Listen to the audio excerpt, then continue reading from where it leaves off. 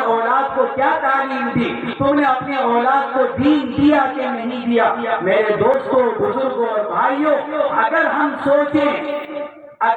سوچیں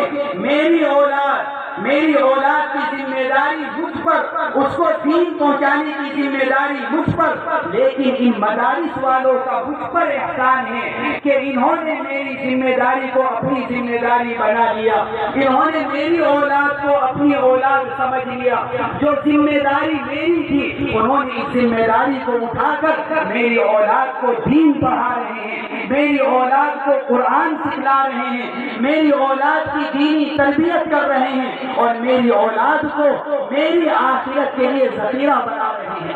اگر ہم سوچیں، ہم ان مدارس والوں کے اوپر احسان نہیں کر رہے ہیں، بلکہ یہ اہل مدارس ہمارے اوپر احسان کر رہے ہیں کہ انہوں نے ہماری اولاد کو اپنا لیا، ہماری اولاد کو لے لیا، اور ہماری اولاد کو قرآن و حدیث کی تعلیم دے رہے ہیں، ہماری اولاد کی آخرت بنا رہے ہیں، اور ہماری اولاد کو آخرت کے لیے ایسا تیار کر رہے ہیں کہ اگر میں دنیا سے چلا جاؤں تو میرے جانے کے بعد قرآن پاک پڑھ کر مجھ کو ایصال ثواب کر سکے۔